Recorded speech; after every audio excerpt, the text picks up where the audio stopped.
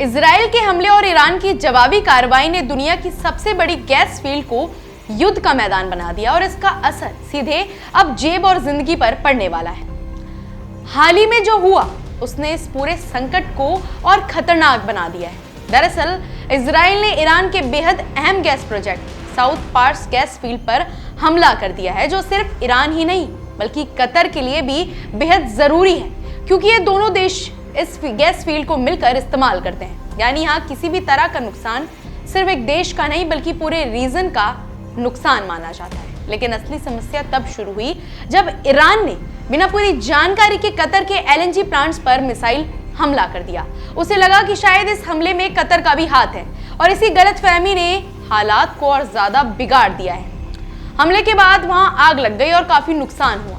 हालांकि राहत की बात यह रही कि अभी तक किसी की जान जाने की खबर सामने नहीं आई है। अब आप खुद सोचिए, अगर ऐसे ही बिना पूरी सच्चाई जाने फैसले लिए जाए तो हालात कितने तेजी से बेकाबू हो सकते हैं। इसी बीच डोनाल्ड ट्रंप का बयान सामने आया है, जिसमें उन्होंने साफ कहा है कि अमेरिका को इजराइल के इस हमले की पहले से कोई जानकारी ही नहीं थी और कतर का इसमें कोई भी रोल नहीं है। लेकिन उन्होंने एक बड़ी चेतावनी भी दे डाली है। अगर ईरान ने दोबारा कतर पर हमला किया तो अमेरिका खुद साउथ पार्स गैस फील्ड को पूरी ताकत से तबाह करके रख देगा। अब जरा इस बात को समझिए, अगर दुनिया का सबसे बड़ा गैस सोर्स ही खत्म हो जाए तो इसका असर कितना बड़ा साबित होगा। कई देशों में गैस की सप्लाई रुक जाएगी, बिजली संकट पैदा हो सकते हैं और आम लोगों की जिंदगी पर सीधा असर पड़ सकता है। उधर ईरान भी पीछे हटता नजर नहीं आ रहा। उसने कतर के अलावा यूएई और सऊदी अरब को भी निशाना बनाने की कोशिश की है, जिससे पूरे गल्फ इलाके में डर और तनाव का माहौल बन गया है। कई देशों ने अपने गैस और तेल के प्लांट्स अस्थायी तौर पर बंद कर दिए हैं और सुरक्षा व्यवस्था को और ज्यादा मजबूत कर दिया है। इसका असर सिर्फ वहीं तक सीमित नहीं रहा बल्कि इंटरनेशनल मार्केट में भी इसका बड़ा प्रभाव देखने को मिला है। तेल की कीमतें तेजी से बढ़कर $100 प्रति बैरल के ऊपर पहुंच गई है और अगर यही स्थिति बनी रहती है तो पेट्रोल, डीजल और गैस सिलेंडर के दाम और बढ़ सकते हैं, जिसका सीधा असर हमारी जेब पर पड़ेगा।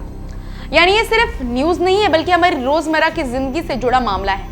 अब सवाल ये उठता है कि क्या ये तनाव यहीं रुक जाएगा या और बढ़ेगा, क्योंकि कई मुस्लिम देशों ने ईरान के हमलों की निंदा करके रखी है और साफ कहा है कि अगर जरूरत पड़ी तो वह जवाबी कार्रवाई भी कर सकते हैं। वहीं अमेरिका मिडल ईस्ट में अपनी सैन्य मौजूदगी बढ़ाने की तैयारी कर रहा है ताकि तेल सप्लाई के सबसे अहम रास्तों को सुरक्षित रखा जा सके।